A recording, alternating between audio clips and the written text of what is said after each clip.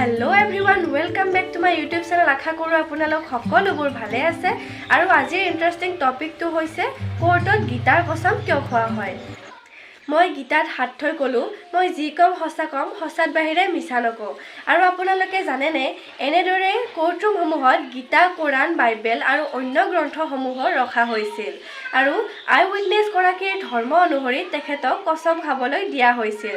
কিন্তু আজিকালি এনেকুৱা ধৰণৰ প্ৰেক্টিছ কৰা নহয়, অৰ্থাৎ আমি ফিল্ম সিৰিয়েল ইত্যাদিত দেখা তেওঁলোকে কোৱা মই গীতাত হাত থৈ কসম খাই কৈছোঁ যে মই মিছা নকওঁ। তো এনেকুৱা ধৰণৰ প্ৰেক্টিছ বৰ্তমান কৰা নহয়। কেনেকৈনো আৰম্ভ হৈছিল বাৰু এনেকুৱা ইউনিক প্ৰেক্টিছ আমাৰ ভাৰতবৰ্ষত আৰু কিয় এই প্ৰথাটো বন্ধ কৰা হ'ল বলক তেনেহ'লে জানিবলৈ ভিডিঅ'টো আৰম্ভ কৰোঁ। আৰু যিসকল মোৰ ভিডিঅ'টোত নতুন হয় তেওঁলোকে প্লিজ মোৰ চেনেলটো ছাবস্ক্ৰাইব কৰি দিব। এনেকুৱা ধৰণৰ ইনফৰ্মেটিভ ভিডিঅ' আপোনালোকৰ ওচৰলৈ মই লৈ আহি থাকিম। So please subscribe. ভাৰতবৰ্ষত মোগল শাসনৰ সময়ত ৰিলিজিয়াছ বুকছ ধৰ্মগ্ৰন্থৰ ওপৰত হাত ৰাখি কসম খাবলৈ দিয়া হৈছিল আৰু তেনেদৰে আৰম্ভ হৈছিল এই প্ৰথা আৰু সেইসকলৰ লোকসকলে ধৰ্মগ্ৰন্থসমূহক অত্যাধিক মানিছিল আৰু তেওঁলোকে মানি লৈছিল যে যদি কোনো ব্যক্তিয়ে ধৰ্মগ্ৰন্থৰ ওপৰত হাত ৰাখি কসম খাইছে তেতিয়া তেওঁলোকে মিছা মতা নাই আৰু এনেকুৱা সেম ফাণ্ডা সেম লজিক ব্ৰিটিছসকলেও এডপ্ট কৰিছিল আৰু তেওঁলোকে উলিয়াইছিল ইণ্ডিয়ান এক্ট অফ 1873। ইণ্ডিয়াৰ সকলো কোৰ্টতে ইউনিফৰ্মলি এই প্ৰথাটো ফ'ল' কৰা হৈছিল আৰু ইণ্ডিপেণ্ডেঞ্চৰ পিছতো আমাৰ ভাৰতবৰ্ষ ইণ্ডিপেণ্ডেণ্ট হোৱাৰ পিছতো 1950-1960 চনৰ সময়তো সকলো মানুহে এনেদৰে তেওঁলোকৰ ধৰ্মগ্ৰন্থসমূহৰ ওপৰত হাত ৰাখি কসম খোৱা প্ৰথা চলি আহিছিল। হিন্দুসকলে গীতাৰ ওপৰত কোৰানত কসম খাইছিল মুছলমানসকলে আৰু বাইবেলত হাত ৰাখি কসম খাইছিল খ্ৰীষ্টানসকলে। এনেদৰে এই প্ৰথা চলি আহিছিল আৰু এই প্ৰথা অৱশেষত শেষ হৈছিল 1969 চনত।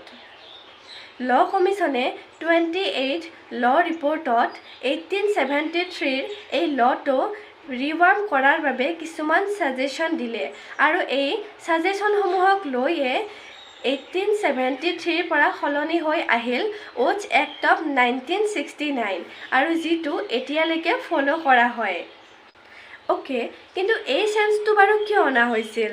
কাৰণ ছিষ্টেমটো আৰু ইউনিফৰ্ম আৰু ছেকুলাৰ বনোৱাৰ বাবে যাতে বিভিন্ন ধৰণৰ লোকসকলে বেলেগ বেলেগ ধৰ্মগ্ৰন্থত হাত ৰাখি কসম খাবলগীয়া নহয় বা শপত গ্ৰহণ কৰিবলগীয়া নহয়, সকলোৱে এটা প্ৰচেছতে কসম খাব পাৰিব বা শপত গ্ৰহণ কৰিব পাৰিব।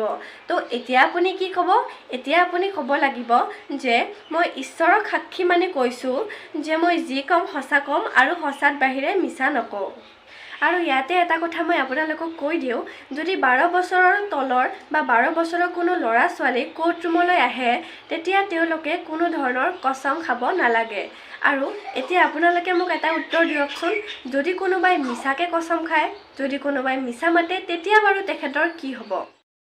ছেকশ্যন 193 IPCয়ে কয় যে যদি কোনো ব্যক্তিয়ে মিছা কসম খাইছে, যদি কোনো ব্যক্তিয়ে মিছা কৈছে আৰু অথবা যদি কোনো ব্যক্তিয়ে মিছা এভিডেন্স দিছে তেতিয়া তেখেতৰ 7 বছৰৰ বাবে জেইল হ'ব উইথ ফাইন।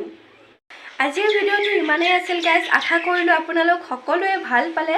তো আজিৰ ভিডিঅ'টোত আমি শিকিব পাৰিলোঁ যে কোৰ্টৰুমত আজিকালি গীতাৰ কসম খাবলৈ দিয়া নহয়, আজিকালি ঈশ্বৰক সাক্ষী লৈহে কসম খোৱা হয়। গতিকে কমেণ্ট কৰি জনাবচোন ভিডিঅ'টো ভাল পালেনে, আৰু যদি ভাল লাগিছে আজিৰ ভিডিঅ'টো তেনেহ'লে লাইক এটা কৰি দিব আৰু ছাবস্ক্ৰাইব কৰি দিব। তেনেহ'লে আজিলৈ বাই বাই, লগ পাম নেক্সট এটা ভিডিঅ'ত।